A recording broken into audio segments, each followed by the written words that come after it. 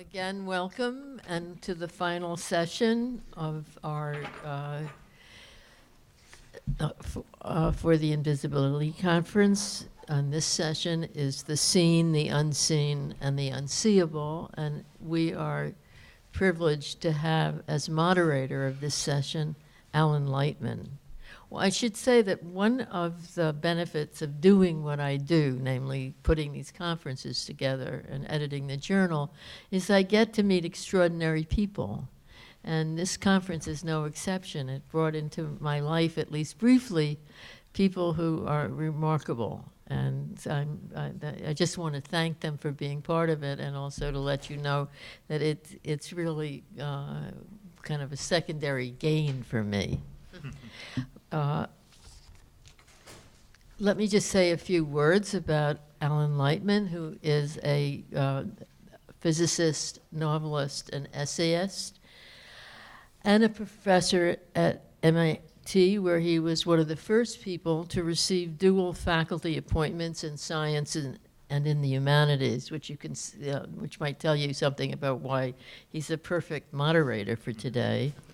And he was John Burchard Professor of Humanities before becoming an adjunct professor to allow more time for his writing.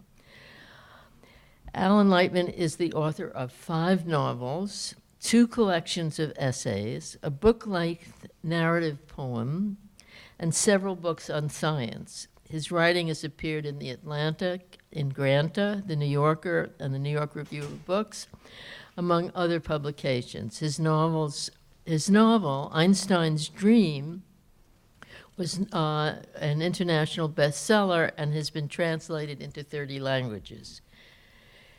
His novel, The Diagnosis, was a finalist for the 2000 National Book Award in Fiction. His most recent book, The Screening Room, A Memoir of the South, was named one of the best books by the Washington Post.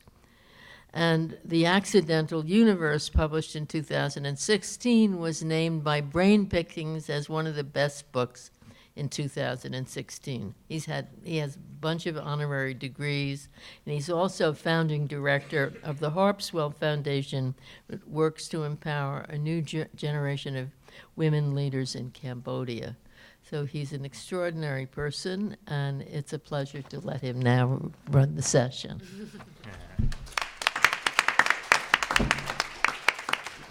Thank you, Ariane, and thank you for inviting me here. And it's an honor to be sitting at the table with distinguished panelists. I'm going to give very brief introductions to everyone here, and then tell you what our format will be, and then make a couple of very short comments myself about the subject.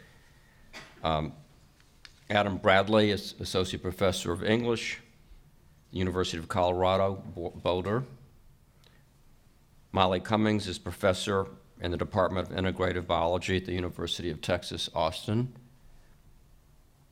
Mona El-Naggar is a video journalist with the New York Times. And Darryl Pinckney is a novelist, playwright, a frequent contributor to the New York Review of Books. His first novel was High Cotton, and his latest, I think, is Black Deutschland. So our format will be that each person will have a 5-minute opening statement about the subject, which is the seen, the unseen, and the unseeable. That will last about 20 minutes, if my math is right. Then we'll have 45 minutes of panel discussion, which I'll ask a few leading questions to our panelists, but I hope that they will also feel free to ask each other questions, and it's always nice when something controversial comes up. And then for the last 20 minutes, we'll open it up to you guys for a Q&A. So let me begin with just a few comments myself. Invisibility is sometimes enforced or unmasked by human beings, and sometimes by inanimate nature. And I would say that in the material world, the more that we've learned about science, the more that we've learned in science, the more we have learned is invisible. For example, literally invisible are the X-rays and radio waves that have been discovered in the last 100 years or so that cannot be seen by the eye, but which now control much of modern life, including our cell phones and our other forms of communication, medical diagnostics. A lot of modern technology is based on quantum physics, which deals with the subatomic world, which is also invisible. In the social world, we sometimes render people invisible to express our racial, ethnic, and gender biases, and I'm sure that our panelists will have a lot to say about that. In religion, part of the majesty of God and the spiritual universe are their invisibility. And I will end with a comment from Einstein. Einstein talked about the mysterious, which I think is related to the invisible. And Einstein said that the most beautiful experience we can have is the mysterious. The mysterious is the fundamental emotion that lies at the center of true art and true science. Well, we'll now start with Adam for his opening statement. Thanks, Alan. After these nearly 2 days, I have to say, to quote a famous novel, I'm full up. So thank you, Ari, for inviting me and for bringing us all together across disciplinary divides. So much insight can emerge out of these what Ellison would have called antagonistic cooperation points, these moments in which we rub up against our disciplinary boundaries and see what sparks fly. One of the things that's been in my mind, though I talked about Ralph Ellison in his famous 1952 novel Invisible Man, one of the things that's been on my mind is hip hop. I talked about it a little bit yesterday, thinking about Ralph Ellison listening to hip hop. Ralph Ellison was right on the edge of Harlem and what might be now called Morningside Heights, on Riverside Drive.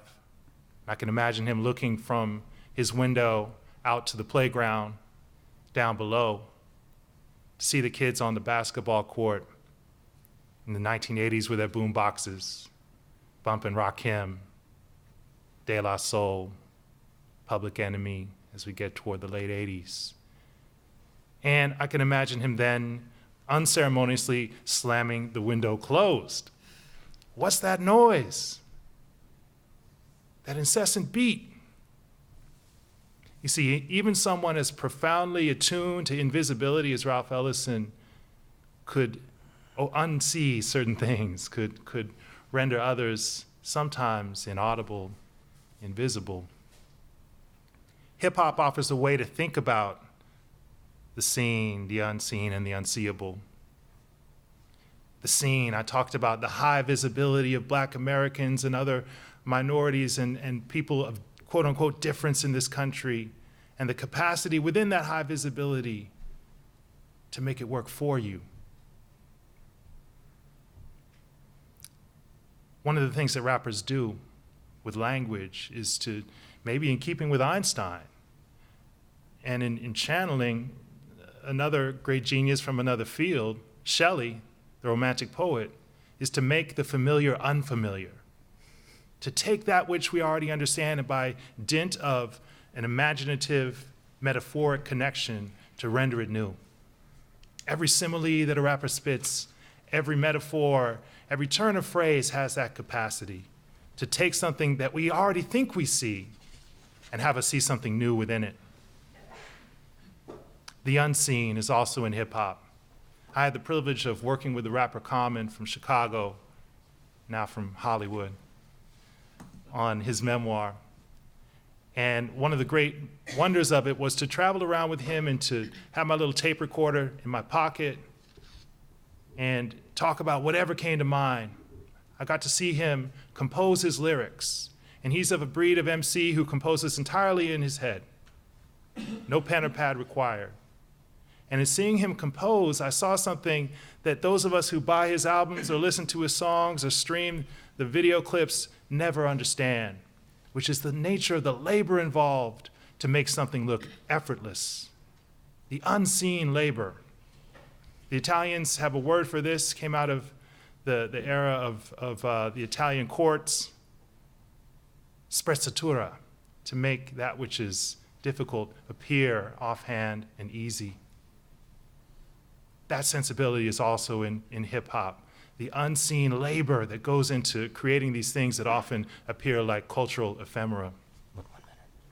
And finally, the unseeable. There's an old hip hop phrase where a rapper will say, "You can't see me." And by that, he or she means that you can't achieve the same level of lyric excellence as I do. But there's something else behind that, something that was the impetus behind hip hop in the first place, to be seen, to be heard. The first generation female MC, MC Light, said that how else was a young black girl to be heard all around the world? I had to rap. And so I offer hip hop up as an example, as a corollary to Ellison in his understanding of invisibility, stretching the term, helping us see and be seen at the same time. Thank you. Thank you, Adam. All right, we're going to go from the 15 seconds. verbally lyrical to the visually beautiful, I hope, if it shows up. For those of you who were here yesterday, you may have known that I was talking about how animals use a form of the visual spectrum that's invisible to us, polarized light, and how they use it to blend into their specific environment in the open ocean. And here was a video I showed you, or a simulation of how animals might stick out in the middle of the ocean if they just covered their bodies with mirrors. And mirrors were the form of camouflage we thought would work best in the ocean. But now that we know that the ocean is a highly heterogeneous light environment, and the colors here represent the different angles of polarized light, mirrors would be a really bad idea because they would reflect the wrong colors or polarized features. So today I want to talk about the seen version of polarized light. And so I'm going to be working with a group, moving from the oceans to the rivers, with these small piscillid fish, swordtails, where males, the pretty guys up here, court females with their ornaments. And what you can see here is a video of some swordtail males, and it's simultaneously being typified in black and white. That's the image up here in the top left. The degree of polarized light is the top right, and then the really colorful one is the same video frames, but they're being characterized in terms of the angle of polarized light. Now what I want you to notice is that while the light field is illuminated at one angle of polarized light, these males in the bottom are reflecting different angles of polarized light. And when you're interested in signals for communication, you want something that stands out from the background. So this would be a high candidate or a great candidate for a communication signal. So just to look at this a little more in detail, here is this video where I don't know, can we dim the lights? You can see this beautiful, you can tell I like my swordtail males, and they have these beautiful ornaments that they use to attract females. So we looked at, in evolution, when you find traits that are sexually dimorphic, they're different between the males and females. These are usually cues that they're used in sexual interactions.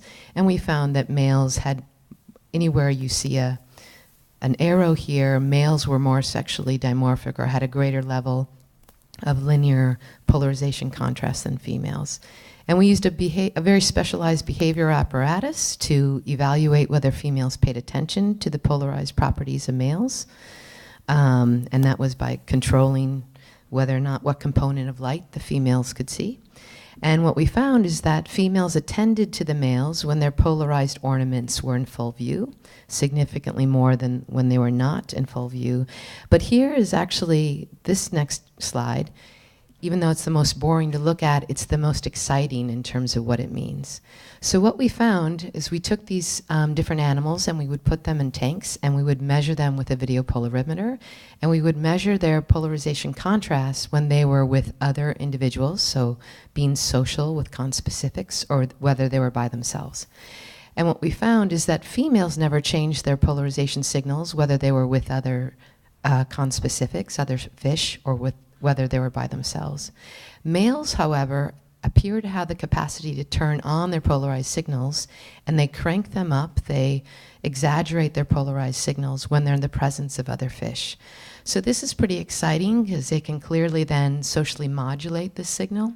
And if you think about invisibility and visibility, if you use polarized signals, it's a great opportunity to specialize when and where and in what direction you might want to communicate in. Thank you. And so I was just going to share that as kind of a little complement to my story on camouflage in the polarized realm yesterday. And thanks to Stephen, who helped me with the text support this morning, there was one other video I could show you, and it's not quite as great as the one I was hoping to show you yesterday. But this is a school of fish near the open ocean, and it's just, actually, it's not really great for showing what I'm trying to show, but nonetheless, it's a way to evaluate. If you could imagine you could see polarized light, you could see or not see fish based on which channel of information you were processing, whether it was just black or white versus the angle of linear polarized light. And certain features pop out more or less based on what kind of medium or what mode of communication you're tuning into. So that's it.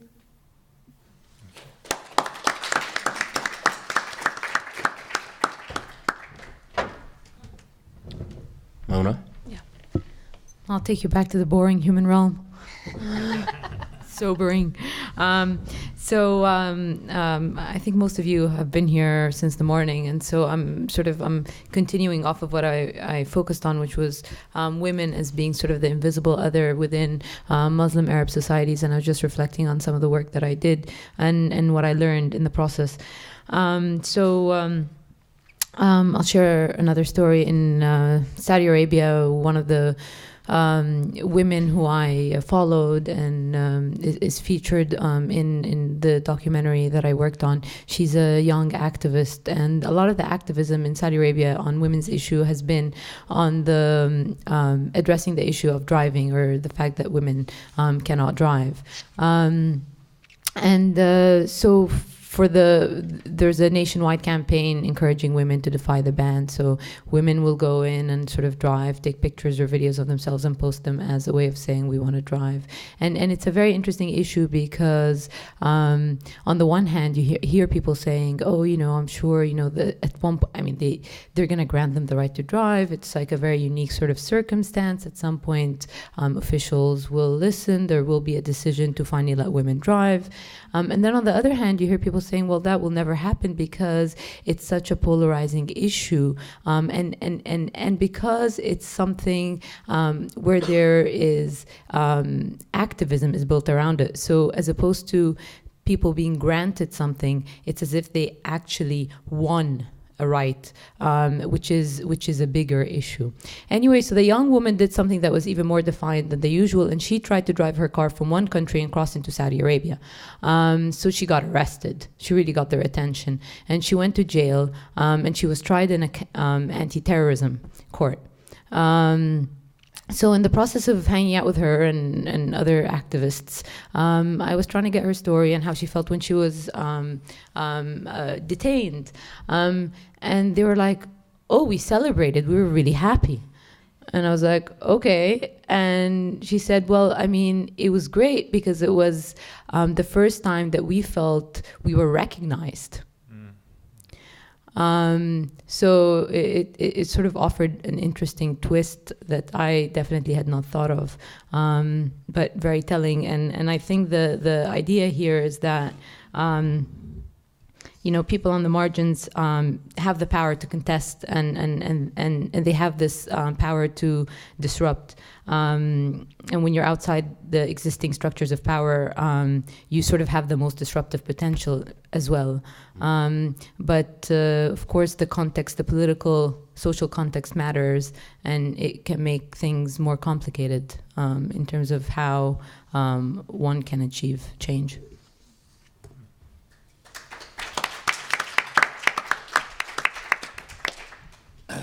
So I'm just going to be cut off at some point because I have no discipline.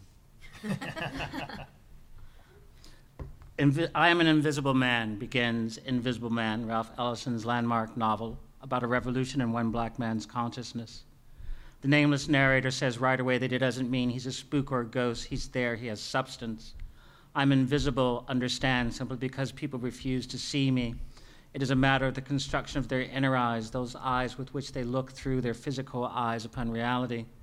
When they approach him, they see only his surroundings or themselves as in a circus sideshow mirror or figments of their imagination, everything and anything except me. It is sometimes advantageous to be unseen, though it also wears on the nerves, he says, neither protesting nor complaining, he says. You're constantly being bumped against. It makes you doubt you exist. It makes you want to push back. He remembers that before he took refuge in his basement hideout, he actually bumped into a tall blonde man, and maybe because of the near darkness, the man saw him and called him an insulting name. The invisible man set upon the man and beat him, but stopped when he realized that the man had not seen him, that as far as the man was concerned, something had leapt from his head and beat him in the street. He'd been attacked by a phantom. He's unseen but not unfelt, as Ellison expands on his theme. He is a force that, when met with, creates a reaction. Certain people may have the power to render him invisible, but that invisibility can become a source of power for him. After smoking reefer and listening to a Louis Armstrong record, Invisible Man says that invisibility gives you a different sense of time. You're never on the beat, you're a little ahead or behind, he says.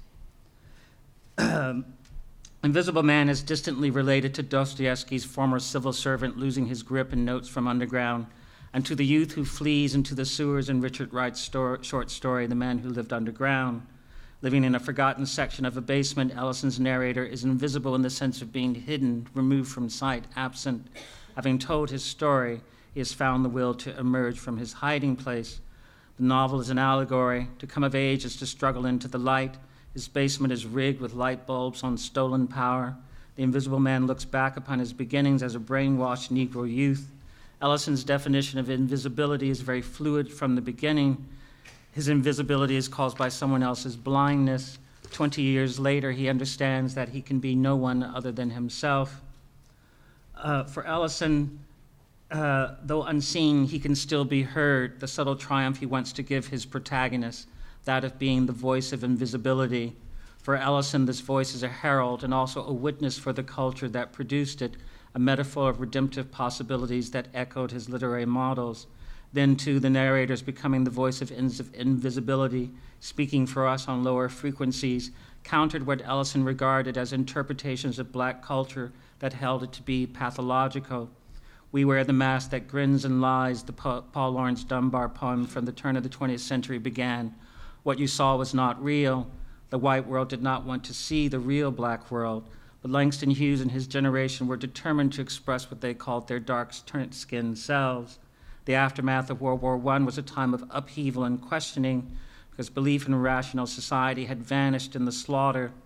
Young black writers began to treat the negative characteristics black people were supposed to embody as cultural virtues after all. They were natural, animalistic, close to the earth, and above all, sexual. Black survival had always been a matter of taking over what was said about black people and then turning the stereotypes inside out, embracing them in order to explode them. But Ellison once remembered a sociology class at the Tuskegee Institute in 1933, where the students were expected to use a textbook that described the black race as feminine, all that emotion, all that music, all that intuitiveness. Perhaps it was here that Ellison's divergence from the mission of the Harlem Renaissance began. But Ellison also parted company with his old friend and rival Richard Wright. They had been taken up by the Communist Party around the same time, and they left the party around the same time, just as Richard Wright's sensational novel, Native Son, was about to appear in 1940. It changed everything in black literature for a while and became the kind of book Ellison did not want to write. Wright had reinvigorated the protest tradition, but for Ellison, proud and orphaned, protest was complaint, and to him, complaint was an expression of weakness. You were letting white people know that they had succeeded, that they had hurt your feelings. Ellison put on a mask. It didn't grin and it didn't lie, but as much as the old mask did, it distanced the onlooker. 1 minute. Oh, shit. So, I don't know how I was going to get there, but I was going to say, end up saying we spend so much time talking about the individual becoming visible and groups becoming visible, using that as a kind of organizing principle. There's a new book out called Invisible Men, a slave narrative in an era of mass incarceration. And somehow I was going to get to the idea that let's think about the people who want to be less and less visible, the ones who will end up crunching all the data and being this sort of surveillance people in these crap jobs coming, the new sort of white-collar proletarian world of analyzing all this data that they're collecting, that the world is about to divide between those who are watched and those who get to watch. So that's me.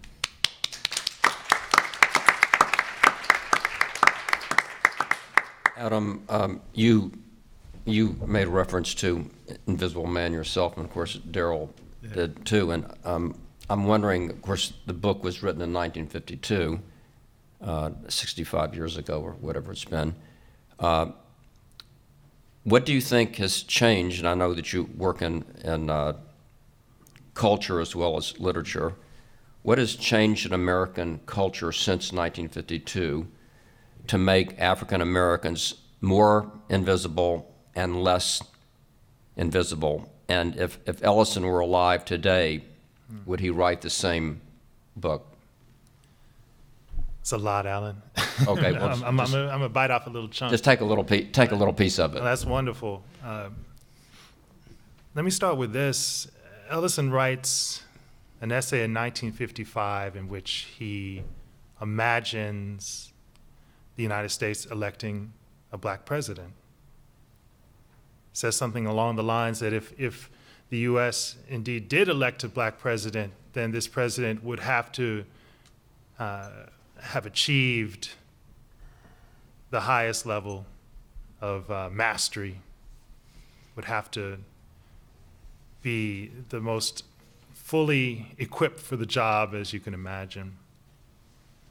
Ellison died in 1994. He didn't live to see 2008.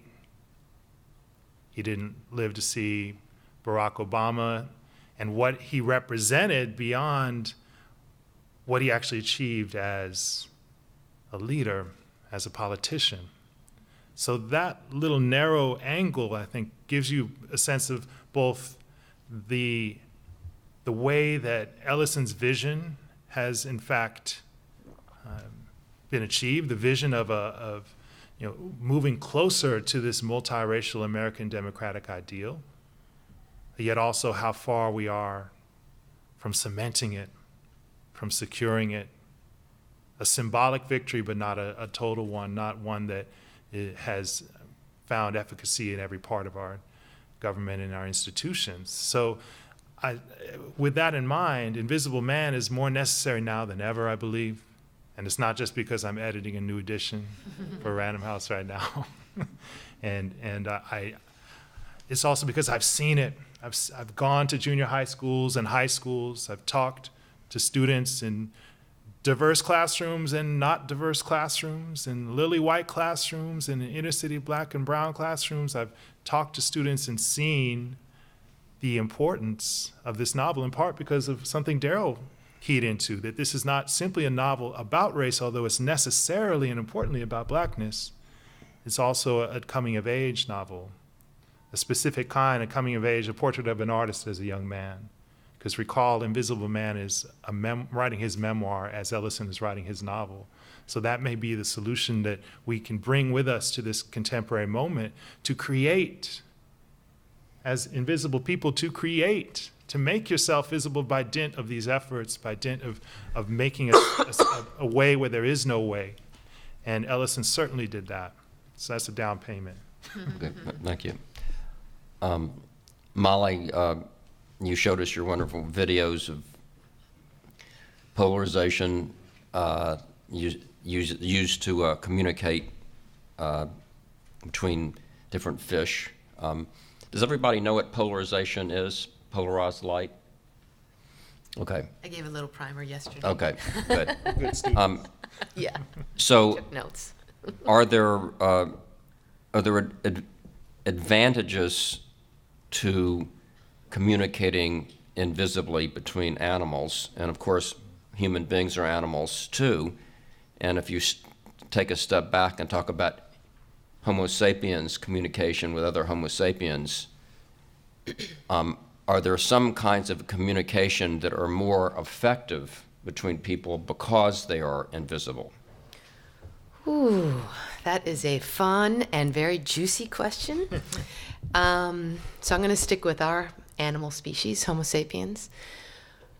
One way that we communicate all the time and we're unaware of, and it's invisible to us, I'm going to use the literalness of invisibility, is through pheromones. So we are giving off all sorts of bouquets of molecules that we are then processing, and we are not processing them consciously. So this is all happening at a lower level in our brain, and we're the kind of information that can be transferred can be your reproductive status, your fear status, your aggression status, and that that can be effective because it can't lie. Okay, so pheromones don't lie. You don't make fake ones. So you can be, when we have intuition about, if you're having a conversation with someone and they're telling you one thing, but your intuition is telling you something else, that could well be that biology is communicating the truth through pheromones. And that's a more effective way to gather information than whatever the motivation might be for that person to communicate falsely through their words. So that's one scenario where I can imagine that is the case. And I will just throw out there to be, as you said, you wanted us to be controversial, that we females of our species, we actually conceal our ovulation. It's not really that apparent when we ovulate, and this is different than a lot of other animal species out there. And that's actually can be considered a strategy for females to, in one way, deal with the male ability to monopolize many females at the same time. So if males are uncertain as to when their partner is ovulating, they will do something called mate guarding, and mate guarding leads to monogamy, and that tends to be beneficial for females. So I'll just leave that little juicy coin right there. Absolutely. That's fascinating.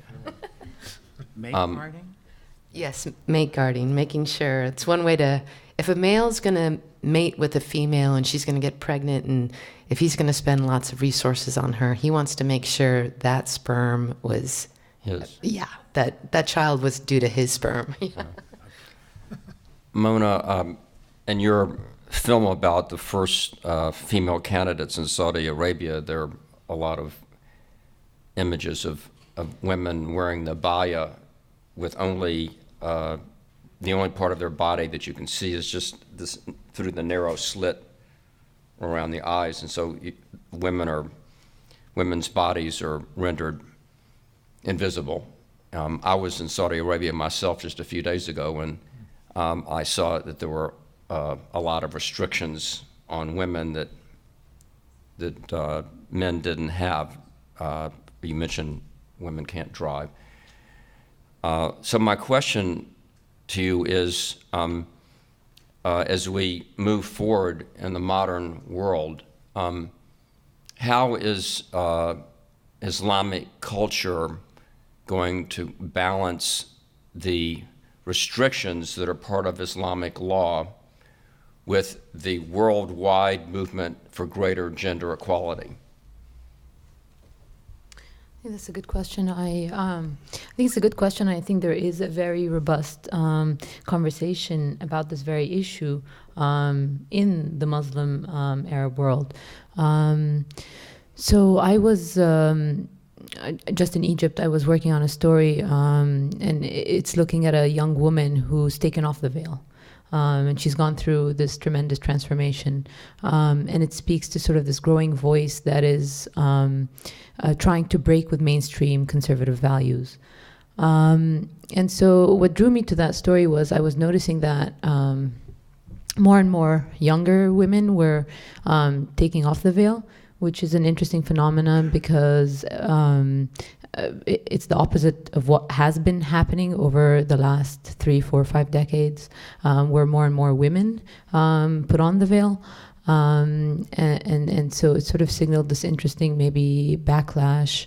And then there were, like, I noticed there were groups of atheists, mostly men, young men, who were taking on the issue in a much more, they were more outspoken about their beliefs and more confrontational in their tone. Even within like sort of popular culture, one of the best-selling, like the blockbuster movies is a story about a sheikh, an imam, and sort of his controversial views that are a lot more moderate than sort of maybe what the author thinks is sort of the mainstream conservative views.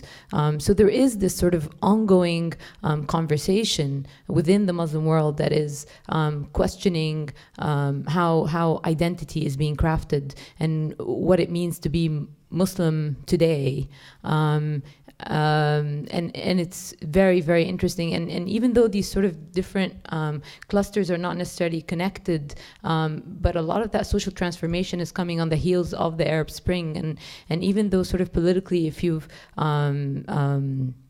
followed everything that's happened, a lot of people would argue that in some ways, a place like Egypt has landed politically in the same place that it was before the Arab Spring. But what's interesting and what's harder to see is sort of the subtle social transformation that has been taking place since.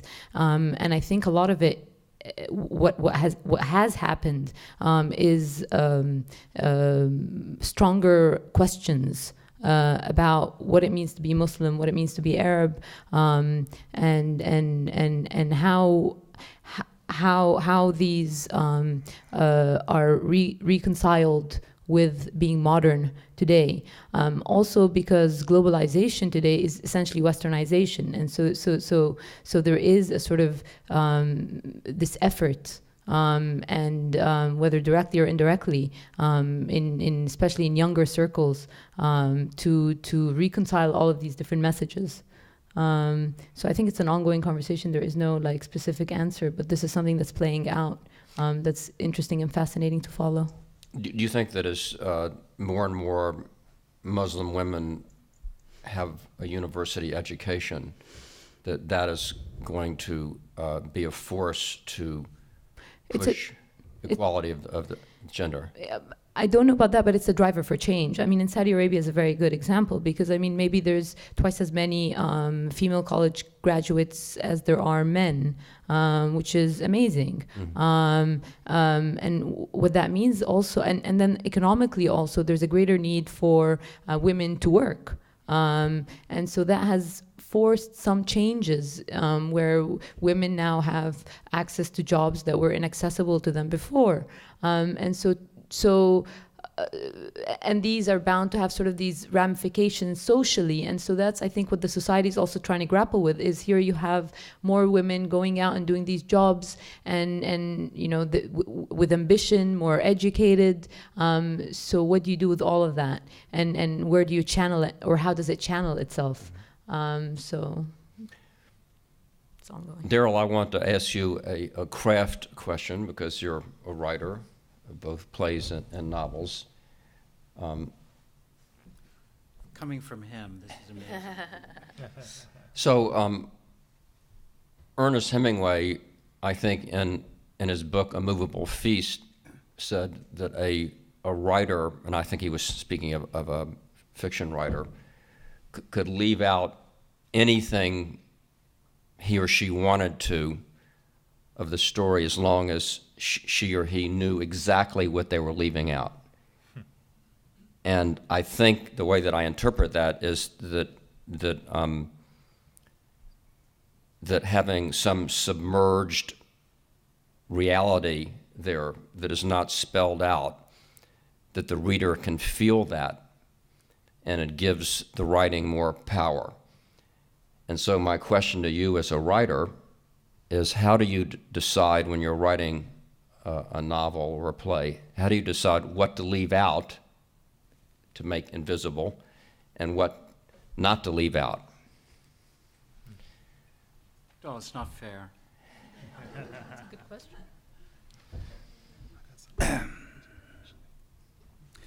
Well, I think of the example of Charles Chestnut, a black writer at the turn of the 20th century, who published his earliest efforts in Atlantic Monthly. The editors there didn't know he was black, but there was something about his short stories that made them uncomfortable, though they did print them, and they never were able to put their finger on it. The problem with studying black literature is that you read the black writer, but often the white writers he or she was reacting to have long since disappeared. We have no sense in our literature classes how much race was a topic of 19th century and 20th century popular literature because we only discuss the classics. But if you look at a writer like Thomas Nelson Page, who was one of the best Southern writers of the late 19th century, and then look at a story by Charles Chestnut, you realize what's missing. Chestnut doesn't have any of the racist vocabulary that was accepted and commonly used to describe black people in all sorts of fiction in the 19th century. There are no funny pants, there are no big lips, there are no bug eyes, there's no comedy, there's none of that. It's just absent, it's not there. But it made people uncomfortable, but they couldn't say why, because they couldn't put their finger on what was missing, because it was so part of the atmosphere for them too, that they didn't know, they couldn't identify what wasn't there. So I think that sometimes it's always a question of strategy, and you always have to stay ahead of your reader. I was very struck when Ms. El-Naggar said that there's no autobiographical tradition in Arab literature. And in black literature,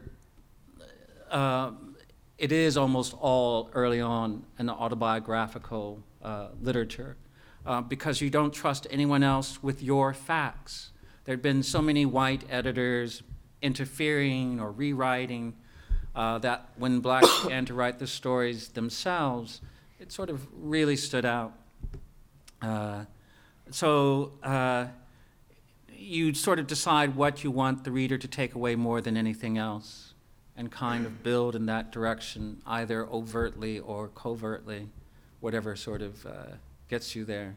But it is, when you're writing about race, always a question of what you leave out as much as what you sort of include, because you're drawing on what people already know.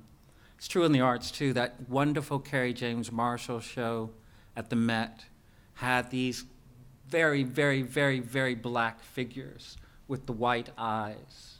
And at first you thought, bug eyes and all of that, because your memory, or if you're my age, my memory of all those clowns and black comedies and things like that are with you when you first see it. And it takes you a moment to realize that those eyes are not laughing, they're not smiling, they're really sort of staring back in an accusatory fashion. That makes it even more unsettling. So I think that black literature is always revising the images already in the culture, Ellison as well. I think Adam had something to say about this. Well, we have these two novelists up here, and I'm a literary critic. I've read both of their works, so maybe I could speak better than they to what they leave out and why. Maybe not why, but what happens when they leave it out. I'm put in mind of something that Toni Morrison said, in fact, and she was talking about how to write one of the most difficult things to write about in fiction, which is how to write about sex. every year there's a award given out by this UK publication called the Literary Review called Bad Sex in Fiction. Go Google it and check it out. It's some of the worst writing you will ever see. At the moment, often in the work of literature that's trying to achieve something really intimate and profound and moving, what Toni Morrison said is that when it comes to writing about sex, the best way to do it is not to do it, is to leave it up to your reader's imagination, to allow your reader to conjure, after you've set the scene, to conjure the mechanics, the things that Molly was dealing with the fish, the things that light up in the human body, the pheromones. Let the reader conjure these things, and you will have something far more moving, impactful, and sexy. Now, every now and then, 50 Shades of Grey comes along and seems to disprove, at least in the popular taste, that approach.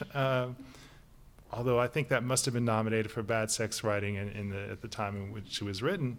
But I think certainly in literary fiction, you see some of the best writing about sex being about allowing the unseen to take root in the reader's mind. Elizabeth Hardwick used to say that nothing dates faster on the page than slang and sex. If I could follow up, make one comment about what you said, that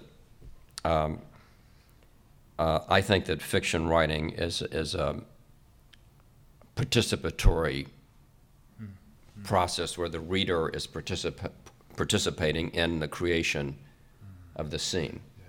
And I think every good novel is not completed until it is read by a reader, and every reader completes the novel in a different way, bringing their own life history and worldview and experiences to the writing.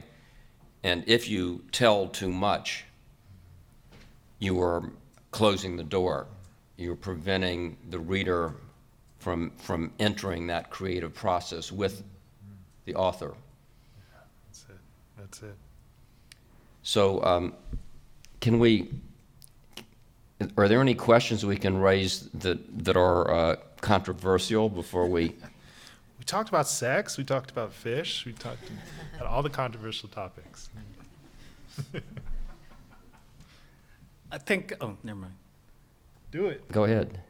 Well, I find that in the United States, I think of the people who wanted Obama to win because he was black, the white people who wanted him to win because he was black. And then we had a black president and things for blacks got worse. Yeah. Blacks got poorer. Yeah. Who knows? But in the United States, I think there are white people who can consider that there are black people superior to them and certainly black people inferior to them. But black people who are the same as them is very hard for most white people to come up with. And when you think about the purpose of black literature, especially speaking in the first person, the assumption is that it's a singular person. So you already have a literature that's somewhat against the social purpose it's meant to embody or serve. So the problem with black literature has always been that there's a social pressure on an artistic form.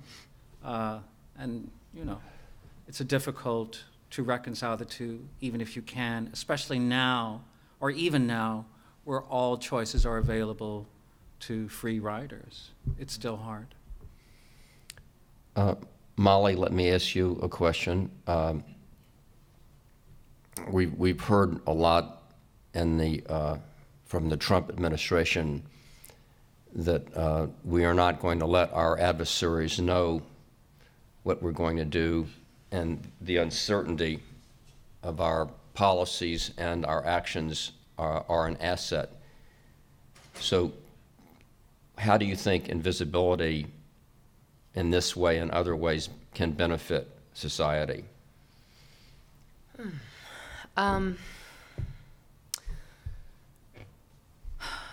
Well, in general, when I think at global scales and country to country, invisibility versus visibility, I think it's usually always for the detriment when the more powerful are invisible. And however, it being invisible when you're disempowered gives you power, right? So you can band together and topple over either a regime that needs toppling over or pointing out the fallacies of the people in power. When I think about so I've received military funding to work on camouflage, and I always rationalized it, saying, geez, the US government can either build a bomb with this money or they can give it to me. But when I would rationalize what I was doing to my parents and to myself, that what's the power of it? Concealment. So if I'm helping indirectly our US government make things more concealed, and they may use it for the military, that might mean that we can direct our aggressions towards only those people who need to be, taken out, and presumably, possibly, there'll be less collateral damage. If you think about when we didn't conceal things, we might have to drop big, massive bombs on entire cities. Now we've obviously gotten more covert and stealthy and have gone in for directed hits at directed people. And however you feel about the moral or ethical assessment of those actions, if you just think, I often think in terms of the least amount of harm done. So if we're going to kill X number of people, I want that X to be as small as possible. So I guess in some ways, stealth might actually assist in making aggressive actions by any government minimizing the number of people who are harmed. Mona, when you make your documentaries, is one of your imperatives or motivations to make the invisible visible, whether it's a certain group of people or a situation that is not known? Is that one of the motivating factors or not? I wouldn't say, I've never sort of put it in those terms necessarily, but certainly in some ways, absolutely. And for the simple reason that it's one way of getting a better understanding of a community or a society or how a place works is to look for the things that aren't obvious, is to look for the people who are somewhat more invisible. It's to look for different narratives. It's also my imperative to make the visible invisible, because I want to make my camera as invisible as possible, which is ultimately, it's impossible actually. And it's but it's this sort of pursuit of like an authentic, real moment that you can capture and that you can sort of give people a window into a place by sort of capturing this. And yet you're there with your camera. So there's always this sort of dilemma. How can I make myself disappear somehow? And sometimes you're able to achieve that through trust, through time, and sometimes you're not, and you have to sort of recognize that and bring that into your storytelling and sort of embrace it and find a transparent way of making that obvious to the viewer, that you're there too, that you're sort of part of this scene, part of this reality that you're conveying.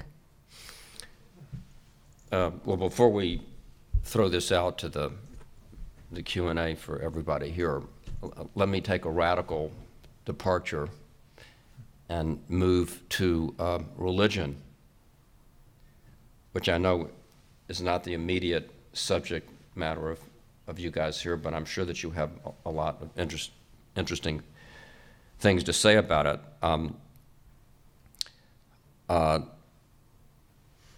I think I'm thinking of William James' wonderful book on religion, religious experience. That might not be exactly the title, but it's something like that. Varieties of religious experience.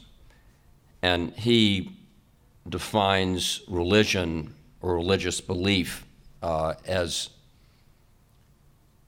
belief in the orderliness of the unseen world, and that we should bring ourselves into harmony with that.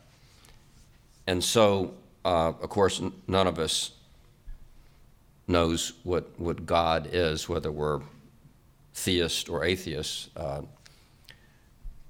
But here's an off-the-wall question for you. What role do you think invisibility plays in religious belief? I think of faith, and of course there's faith in science as well as faith in religion, as belief in something that cannot be proved. And in this case, it's not only cannot be proved, but it cannot be seen. And so I'd love to hear some of you riff a little bit on the role of invisibility in religious belief.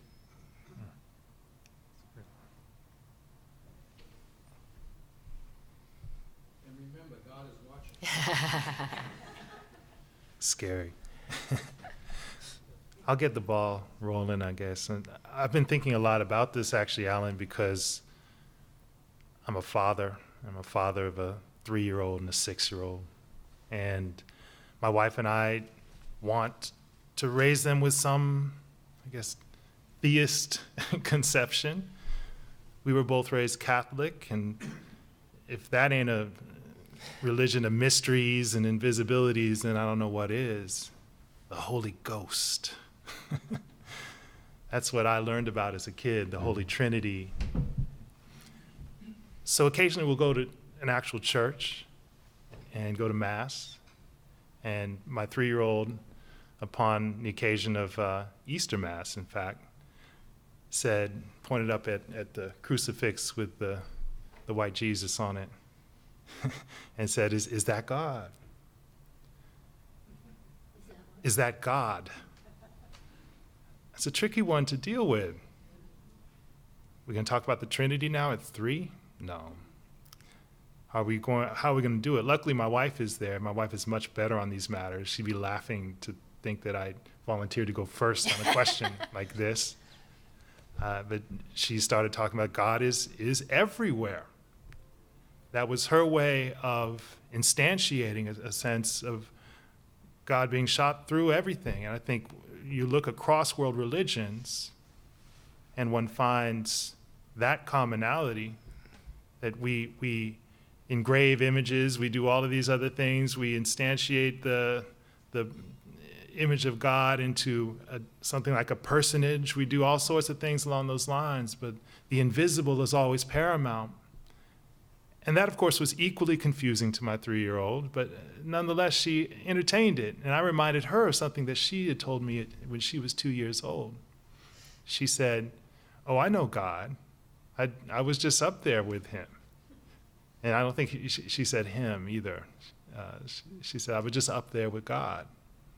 And so maybe that's my faith for now. There's the faith in the simplicity of that kind of connection that we lose. The older we get, the more that we are burdened by the implications of choosing a team in this religious world we're in, of committing to some sort of orthodoxy or some sort of doctrinal understanding of how to search through these questions. And it's a balance. You don't want something necessarily as squishy as saying I'm spiritual, which is what I used to say in college to impress the girls. But there's got to be something better. For now, I'm going with Amaya's law, my 3-year-old's law, that connection to the unseen that she felt even as a 2-year-old. Anybody else want? Molly, you want to? Yeah, actually, thank you for sharing that. There's a lot of ways I could go with this, and I also was raised Catholic and 12 years of Catholic school, and I actually think Catholicism has a lot of visibility to its mysteries. One of the neat things, first of all, I don't know any other, I was only raised once, so I can't, I'm not doing the good comparative biology here, but relative to some other Christian faiths, we believe, Catholics believe that God appears, and a lot of mysteries are because the Virgin Mary comes down and communicates to young children, and throughout there's just so many mysteries where the saints show up and that sort of thing. And as I loved your quote from Einstein about mysteries, because that definitely motivates me as a scientist, and I think that captured me as a child with all the Catholic mysteries that were so amazing and divine. But I want to actually bring it slightly back, just because I'm on the panel, the only kind of biology type here. I teach animal behavior as in my classes, and I brought this up a little bit yesterday about how the evolution of cooperation could ever evolve on this planet as humans. And I find it interesting that when people look at any organism and figure out a way that different individuals can learn to be cooperative with each other, the rule that emerges, which would be most successful and be evolutionarily stable, which means no other behavioral strategy could invade, is reciprocity, or the golden rule: do unto others as you would have done unto you, which effectively every major religion adopts that rule. And it's not just a human thing, it can happen in any animal, but the key feature, a few key rules have to be around, a few key conditions, and one of them is visibility. You have to know who's cheating and who's good. So even though religion might be invisible in the sense of we will never be able to prove whether God is there or not, we need visibility for our moral codes to work. So that's my personal Catholic background and my science blend together. Mona, do you want to comment on this? Yeah, sure. Well, I grew up Muslim, and I actually think invisibility is sort of an inherent component of the faith, this idea of the individual disappearing into the collective. You know, to think about it, there are no depictions of, for example, Prophet Muhammad. The idea that sort of recognizing the limitations of the human being is part of this recognizing the transcendence of God. So I think actually invisibility is a very strong component of the religion, and not just invisibility, but also sometimes recognizing the limits of our understanding of the world, in a sense. And so oftentimes, sometimes people will be like, for example, it's forbidden to eat pig. And so sometimes people will say, well, why is it forbidden? I mean, maybe back then, you know, maybe it wasn't clean enough, and maybe now we can eat pig. But then there's always this sort of argument that says you may never know the reason why, but if you're instructed, or if it's part of your faith to not do something, you should not do it anyway, whether you understand the reason or not. Now, obviously, people will argue in different ways about whether, I mean, understanding is a strong component of why you do things, but that doesn't lead to good science. Not always, no, but arguments go back and forth on sort of the minute details. But in terms of the philosophy of the religion, it is very much about the relationship of the individual to the ummah, the concept of the ummah, or the nation, or the broader collective community, and recognizing the limitations of oneself. Darryl, would you want to say anything about this? In my family, I think that history was the religion or faith I grew up with. And early on, I really didn't know there was a difference between the church we went to and the NAACP conventions I got taken to, and the bridge games my parents played. They were always the same cast. And even at the school that was predominantly Jewish, you know, the whole thing was history. For me, it's not invisibility, it's the vastness. There are times in the middle of the night when you kind of wake up and you get hit by the vastness. There can't be all this and it's just us. You know, it just can't be. So it's a drag not living forever. You don't get to find out what happens. Well, I'd like to, do any of you want to make any other comments before we open it up to the floor here? Something's always interesting going on when Marina Warner is around. Can I ask a question of Mona? I was struck by the fact that you shared with us that twice as many women have a graduate education in Have a college. yes, than men. And how long has that been the case? I don't know the exact, but it's sort of has been an exponential growth in how quickly women became educated and how much they sort of seized on that as an opportunity, one of the few opportunities they have. I mean, I'm excited about that, and I fear that because of the asymmetry of the invisible power of knowledge and men who will then backlash against an educated woman. If that's I have this like mixed feeling about that trend. Yes, and you're also talking about a society where there's immense pressure to conform on both sides for men as well. I mean, we focus on the women, but men too are. I was with a group of young men, most of them maybe in their 20s, and most of them actually educated probably abroad, spoke English, shorts and hoodies, and we're hanging out in this big, large tent in the desert, and I asked them, well, how many of you would accept that their wife driving? And no hands, like out of 20 people went up. So I was slightly surprised. And so one of them offered an explanation, and he said, here's the deal, actually, I think a lot of us in this room would not mind. We just don't want to be the first to do it.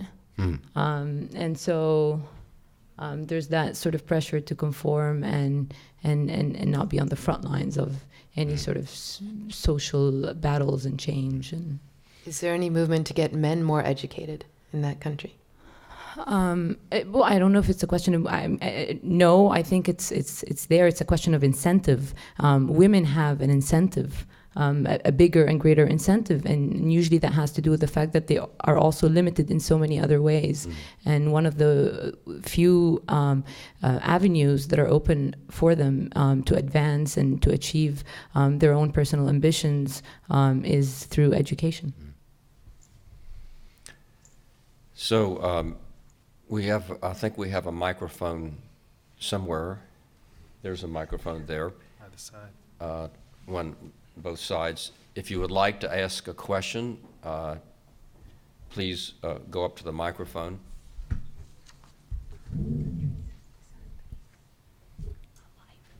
Hi, again, very, very inspiring and interesting discussions.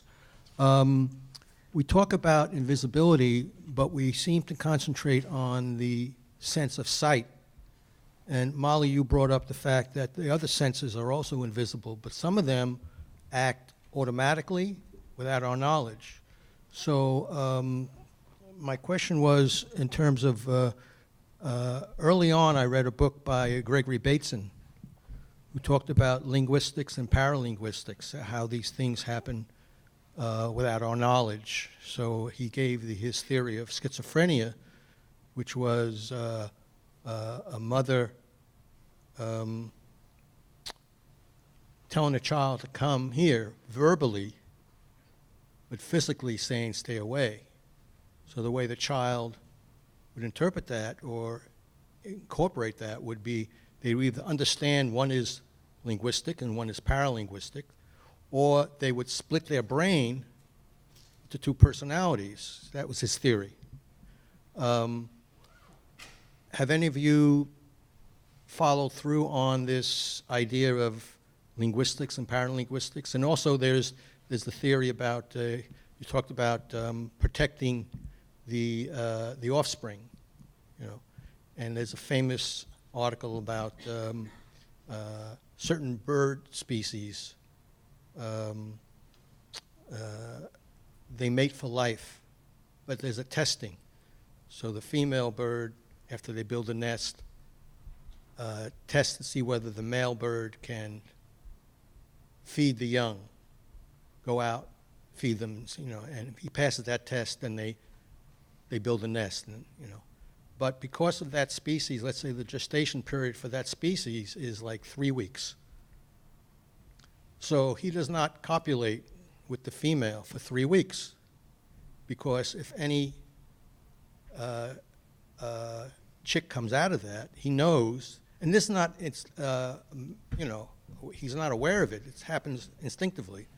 He knows that it's not his, and that's where we get the term being cuckolded, you taken care of. So those kind of things. And for Mona,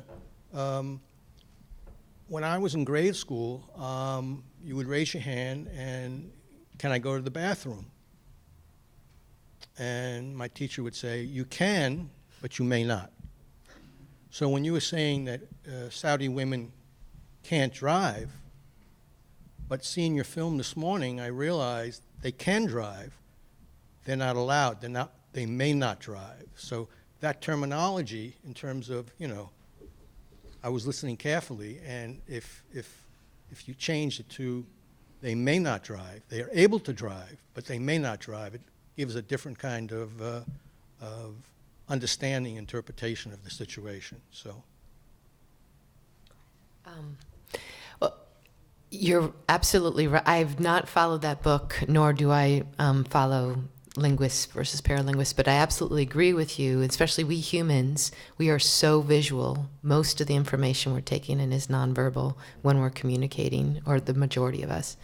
And so it's subconscious, we're processing it, it's coming in through our eyes, and we're processing it. We're just not processing it up in the prefrontal cortex where we're taking in the words and processing those, and it's being processed in different parts of our brain.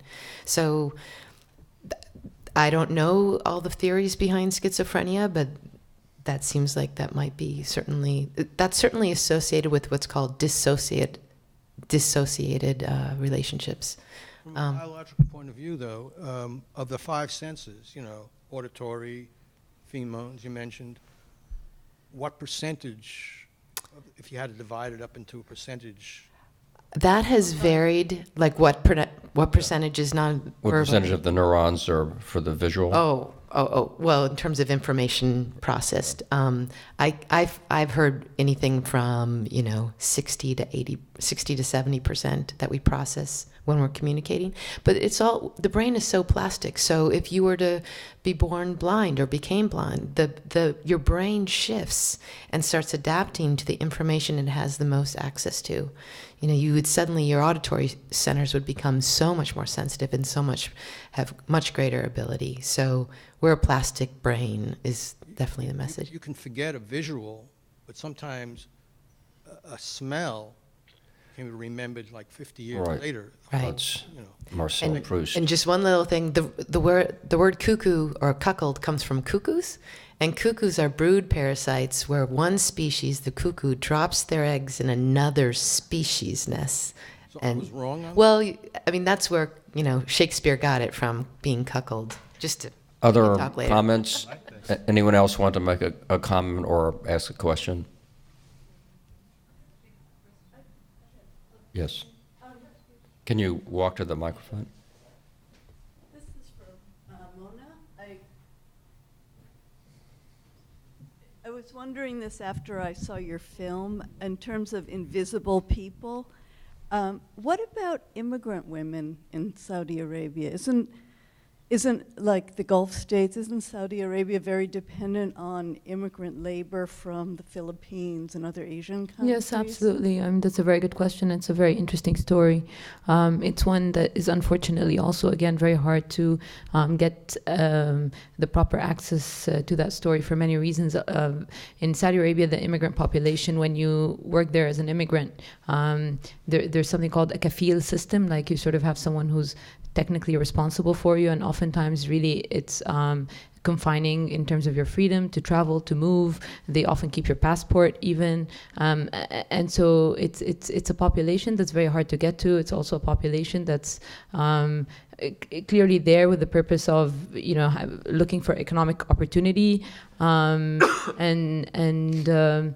there are many stories that raise important questions about how they're being treated, their rights, and also like the extent to which they are such a central component of the country's economy and labor. So it's an excellent question. It's very compelling story, and all across the Gulf, not just in Saudi Arabia, but Gulf countries, oil-producing countries. Are immigrant women subject to the same restrictions as native Muslims? I don't know the answer to that. I think it's a different set of restrictions. I don't know which is more confining. But Native women are subject to strict cultural and religious norms. I think immigrant women, it's an economic enslavement of some sort. You can possibly say that, as in they are there. They work in households. They're rarely seen or heard, really. So it's very hard to sort of reflect on or know their experience unless there's a scandal that takes that to the papers and people write about it, in terms of if somebody gets beaten, which has happened, if a woman is raped, which has happened. But there are no statistics or a real read on how prevalent these practices are. Maybe that should be your next video documentary. Sure. I mean, I wonder if I'll have any success with that, but definitely, no. It's an important story. Definitely, yeah. Other comments or questions? I have a question. Yeah. Yes, Rena. This is really for all of you, so thank you very much. It's really about social mimicry. I don't know whether biological mimicry can be, as it were, extrapolated into the social sphere. I haven't read much about that. But it seemed to me that when Darryl talked about Chestnut's style being uncomfortable, there is a parallel in female writers and fiction, which is, of course, the concealment of sexual identity in the writer, which was very common from, as it were, the Brontes, George Eliot.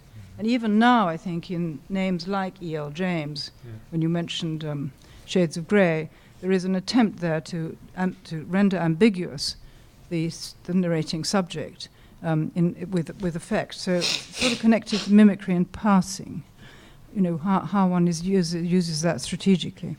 And yesterday I wanted to ask Adam a question, particularly about female visibility in hip-hop, because it's very exciting and empowering to young women, I think. Beyoncé, for example. And there's been a rise in political advocacy of feminism by even Madonna. Madonna came out at the Women's March and said revolution. So, but this is, to my generation of feminists, this is very troubling, actually, because it seems to me that it's a sort of social mimicry of a certain kind of visibility and a certain kind of power. So really, I'm just throwing that out because just one thing to add to that, and that is that there is, in a sense, an enforced element of social mimicry when you see the policeman on the beach in France undressing a woman from a burqa, forbidding her to be clothed. She has to imitate, she has to standardize to the norm, which is naked on a beach or semi-naked on a beach in the West.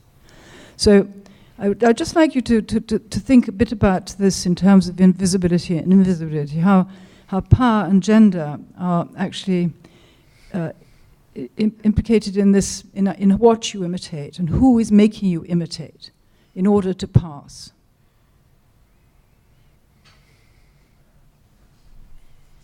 Anybody want to respond to that?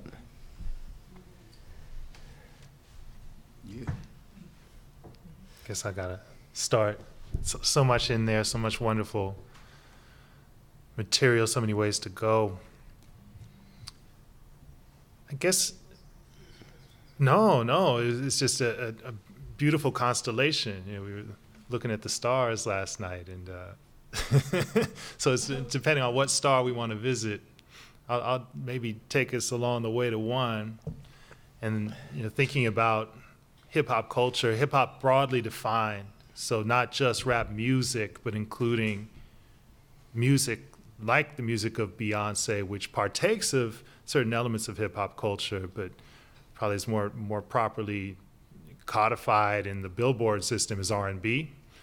Nonetheless, there is a hip-hop sensibility involved. When she came out, like at the Super Bowl, performed Formation, militaristic garb, the tight dance moves, the in-your-face style that she manifested had a swagger and a sensibility that's very much in keeping with hip-hop and certain of its traditionally masculinist norms.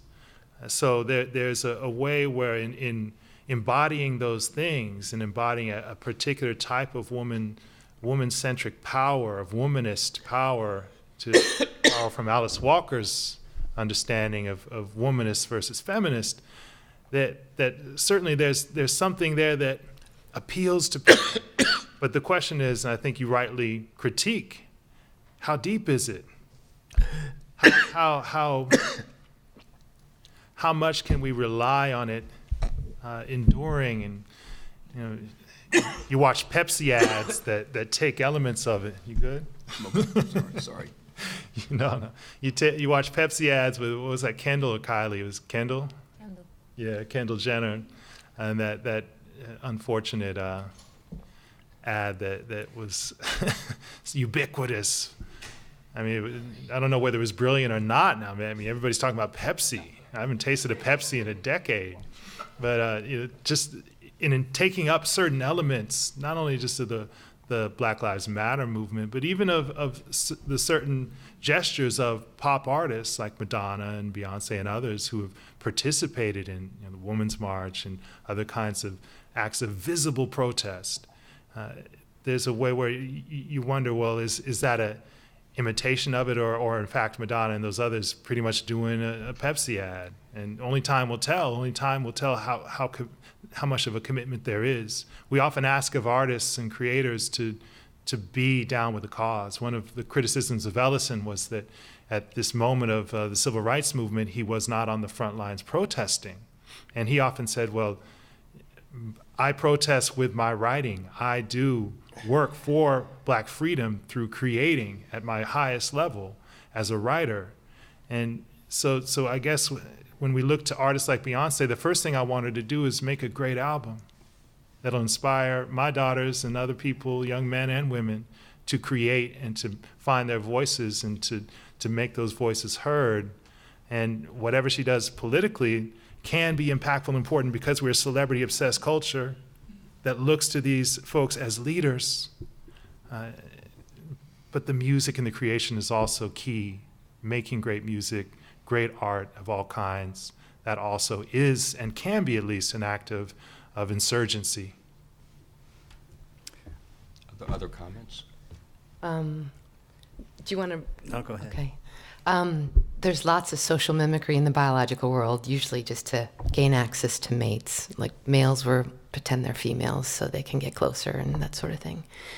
And certainly in the world of science, there was that, whatever kind of door you want to call it, glass door, and early successful females, some of them who had more androgynous names ended up breaking through because they didn't realize that they were actually females and got the grants. But I also want to make sure that we don't mistake mimicry of certain attributes. So I don't think, for instance, confidence, intelligence, swagger can be genderized. These are attributes that are successful for both sexes.